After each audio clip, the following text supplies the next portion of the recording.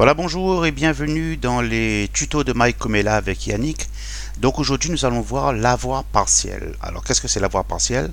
Nous avons deux mots, nous avons un avoir et partiel. Donc c'est la possibilité de faire un avoir sur une facture, mais que cet avoir ne soit pas total, soit partiel. Donc c'est une partie de la facture qui sera en avoir et non sa totalité. Prenons un exemple précis pour comprendre un petit peu le mécanisme de cet avoir partiel. Voilà, prenons un exemple où je suis une entreprise de carrelage, d'accord, et je vends à Monsieur Tergimina 120 mètres carrés de carreaux de grès pour sa construction.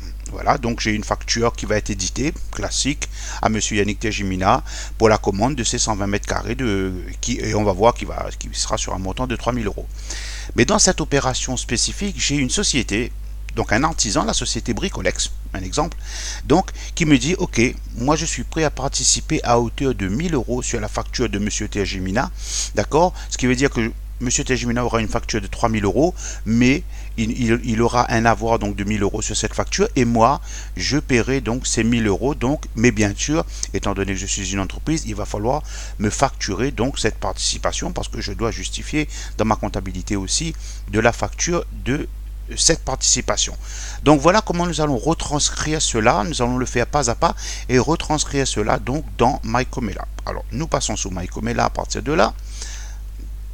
Voilà, nous sommes dans Mike Comella, dans l'entreprise de démonstration et nous allons donc créer dans un premier temps la facture pour Monsieur Tergimina Yannick. Donc tout simplement nous allons faire une vente, facture, d'accord, classique. Donc nous allons faire la facture de Monsieur Tergimina et là nous allons donc créer cette facture, d'accord. Donc Monsieur Tergimina, donc Yannick, voilà, j'ai le client. Je vais faire ma facture, donc c'est du carrelage, d'accord, on est bien d'accord, hein, on est sur du carrelage en grès. Alors le carreau qu'on va utiliser c'est celui-là, étant donné qu'on a de la disponibilité, ça tombe bien. Voilà, donc et nous allons vendre 120 mètres carrés qui normalement à 25 euros va bien nous faire 3000 euros TTC. Nous avons ici bien les 3000 euros TTC de la facture. Donc la facture de Monsieur Yannick Tergimina est faite pour un montant de 3000 euros. Qu'est-ce que je fais? Je valide ma facture. D'accord? Donc ma facture est validée. Je ne l'encaisse pas parce que sinon je devrais demander à Monsieur Yannick Tergimina d'encaisser donc les 3000 euros que j'ai fait sur la facture. Donc je vais créer à ce moment-là une facture d'avoir. D'accord? Donc je vais annuler la facture par avoir. Alors vous allez dans Action, annuler la facture par avoir. D'accord? Donc il me demande est-ce que vous voulez créer un avoir de cette facture? Je dis oui. D'accord?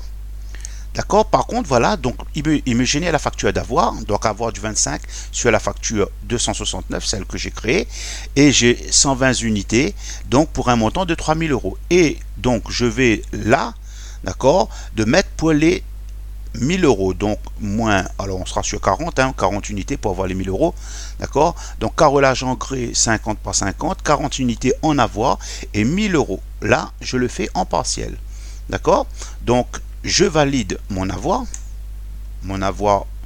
est validé, voilà, donc j'ai un avoir, d'accord, qui est fait dessus.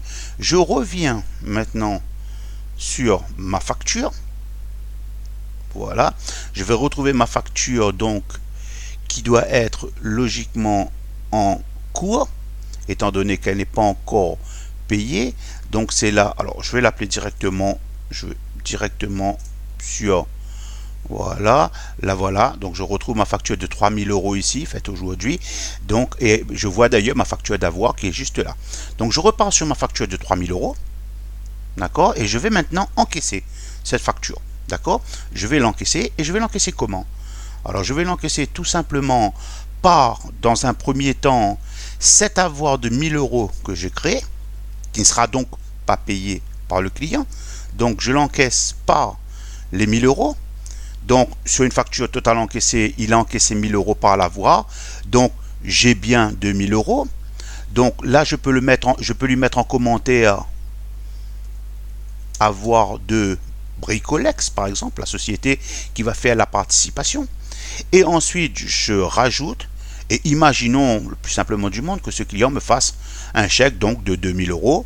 Donc là j'ai les échéances du chèque, l'échéance. Si l'échéance est différée, je n'hésite pas à modifier l'échéance, la date d'échéance de ce chèque pour qu'il soit géré dans le journal des encaissements, bien entendu. Je mets le numéro du chèque, alors 1, 2, 3, 4, 5, 6, voilà, on va faire simplement. Et il reste à payer 0, cette facture est soldée. Donc, je valide ma facture. Donc, j'ai bien une facture de 3 000 € pour M. Tejimena Yannick qui a été payée par un avoir de 1 000 € et payé par un chèque de 2 000 €. D'accord?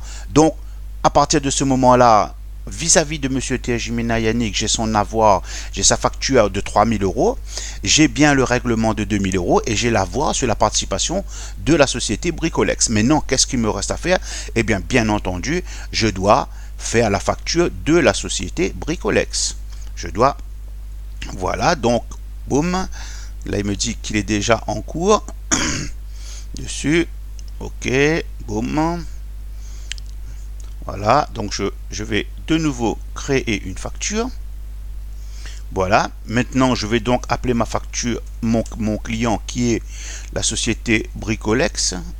Alors, il ne m'a pas trouvé cette société. Alors, je ne sais pas si je l'ai en base d'ailleurs. Hein. Alors, ce sera un bon exemple. Allez, cette société, c'est une nouvelle société, je ne connais pas. Ajouter, société, tout simplement. D'accord? Donc, je crée ma société Bricolex. Voilà, je le contacte, on va dire, allez, c'est monsieur Payette René. Allez, hop là. Donc, je peux mettre son adresse mail, son téléphone. Alors, son adresse mail est important quand même parce que je vais pouvoir lui envoyer par mail son adresse, bien entendu. D'accord? Imaginons que pour l'instant, je prends que ces éléments-là. Voilà, donc j'ai bien la société Bricolex représentée par monsieur Payette René. Donc, je vais prendre mon carrelage. D'accord? Et je vais lui facturer les 40 qui vont représenter donc 1000 €, les 1000 €, 999,98. Alors là, pourquoi? Parce que ce sont des arrondis, d'accord, que je peux modifier dans la gestion. Donc les 40 € où je peux directement lui mettre un prix net. Alors on est sur 23,041, je peux faire 23,042, d'accord, et on arrive à 1000 €. Donc, j'ai fait ma facture maintenant vis-à-vis de cette société-là, de la société Bricolex. Je valide donc sa facture, bien entendu. J'encaisse sa facture parce que la société Bricolex va bien entendu payer cette partie-là. Imaginons qu'il me fasse un virement de 1000 €. Voilà. Donc, le virement ou une espèce, enfin une espèce peut-être pas, mais du chèque, une carte, etc. Donc, les 1000 €, je peux justifier donc de cette facture.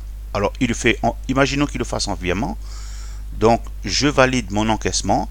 Donc, à ce moment-là, qu'est-ce que j'ai? J'ai la facture de M. Tejimena Yannick de 3 000 € pour son carrelage qui a été donc payé par un avoir donc de 1000 € de la société Bricolex que j'ai facturé. Donc, j'ai la partie facturation de cet avoir-là qui a été faite, d'accord? Et j'ai la facture complète, donc avec le règlement intégral de M. Tejimena Yannick. Donc, par conséquent, la mise en place de cet avoir partiel m'a permis de gérer, par exemple, une participation d'un fournisseur donc sur une opération commerciale de mon entreprise. Maintenant, cet avoir partiel peut être aussi, imaginons que vous avez un client qui vienne à votre comptoir, qui vous achète pour 1000 € et que le lendemain, il y a un problème sur une marchandise que vous ne pouvez pas malheureusement échanger, que vous voulez faire un avoir sur ce montant et que le montant représente 200 €. Donc, ce client a acheté la veille 1000 € de marchandises et il a un avoir de 200 €. Donc, vous allez quoi? Vous allez créer un avoir de 200 €.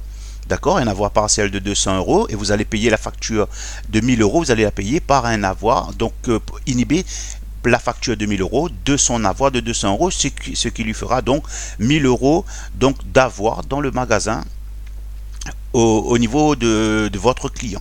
D'accord? Donc voilà l'utilisation de l'avoir partiel, donc la possibilité sur un problème sur une marchandise ou quoi que ce soit, la possibilité de créer un avoir, mais pas sur la totalité de la facture, de la créer partiellement, ou dans le cadre d'une participation d'une entreprise, la possibilité donc de faire payer une tierce personne donc ou une entreprise donc cet avoir et créer cet avoir partiel pour votre client. Et bien voilà, je vous remercie et bonne fin de journée à vous et à très bientôt pour les autres tutos.